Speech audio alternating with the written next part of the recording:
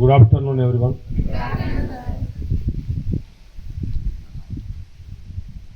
ఈరోజు మీరు ఎక్కడికి వచ్చారు?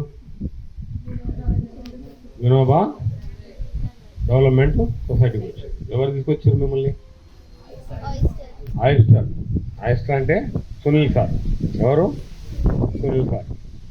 కాబట్టి ఇప్పటిదాకా మీరు హైదరాబాద్లో కాంక్రీట్ జంగల్లో అక్కడ మన యొక్క చెవులు చిల్లులు పడేటట్టు ఉన్నటువంటి శబ్దాలు, గాలి లేదు. హైదరాబాద్ ఉంటుందా గాలి? గాలి లేవు, నీళ్లు ఉండవు.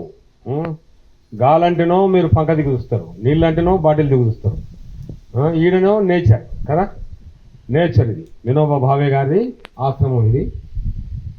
కాబట్టి మీరు ఒక్కసారి కామన్గా మీరంతా గ్రాడ్యుయేషనా, పీజీ స్టూడెంట్సా?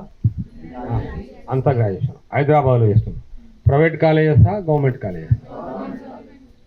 Government college. ఇలా సొసైటీ సమాజానికి ఏమేమి ఉంటాయి? ఒక గొప్ప సమాజం ఉండాలి అంటే అభివృద్ధి అనేదానికి స్టార్టింగ్ అంటే డెవలప్మెంట్కి నేను స్టార్ట్ చేస్తా. ఇప్పుడు అభివృద్ధి అని అంటే సమాజం ఏమేమి రంగాలు ఉండాలి ఆ సమాజం? ఒకటేంటి? విద్యారంగం ఉండాలి. మా విద్య ఎట్లా ఉండాలి? అది విద్య ఏ విధంగా ఉండాలి అంటే 10 మందికి యూజ్ కాదు. ఫస్ట్ ఆఫ్ ఆల్ నీకు యూజ్ అవుతుందా లేదా? ఫస్ట్ అది నువ్వు విద్య అంటున్నావు, 10 మందికి సంగతి దేవుడు ఎరుగు నీ సంగతి. ఇప్పుడు నీవు ఏం చేయగలుగుతావు? ఉదాహరణకు నువ్వు ఎంటెక్ చేసినావు ఎలక్ట్రానిక్స్, ఇంట్లో ఫీజు పోయిందని మీ అమ్మ అంటుంది. ఫీజు పెట్టంటే నువ్వేమంటున్నావు? నాకు అది తెలియదు కదా ఫీజు పెట్టేది. మరి ఎంటెక్ చేసినావు, చదివినా తీరి, కానీ నాకు చేయడానికి రాదు. పోనీ అమ్మ నాయన 2 రోజులు ఊరికి పోయినరు. ఆల్రెడీ నువ్వు ఇంకొక ఆమె, ఇప్పుడు ఈ అంకిత అనేట ఆమె, ఈమె ఆల్రెడీ ఎంబీఏ చేసింది. అంటే ఎంబీఏ చేసినాక చక్కటి అన్నం చక్కటి కూర అది వండుకోవాలి కదా. ఏమమ్మా అంటే నాకు రాదు, ఎందుకంటే మా అమ్మ నాన్న చేసి పెట్టిండ్రు.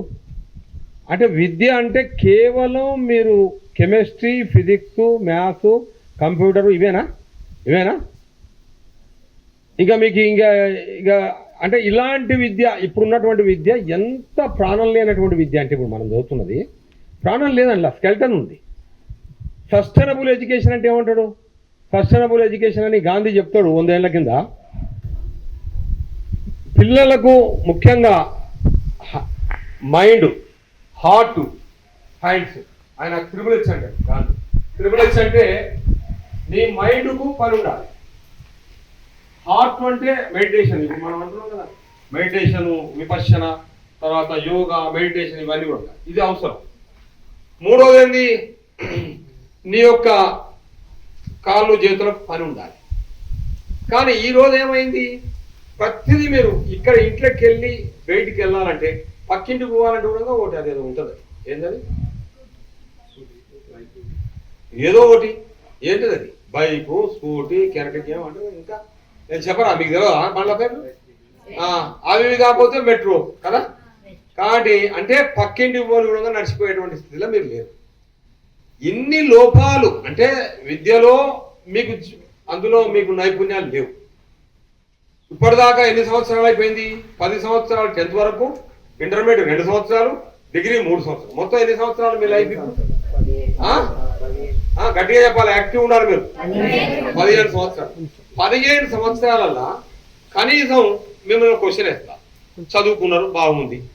ఇప్పుడు మనకు ముఖ్యంగా సమాజానికి మీరు అన్నారు విద్యార్థి, ఇవాళ ఈరోజు మనకు ఎట్లుండాలి అంటే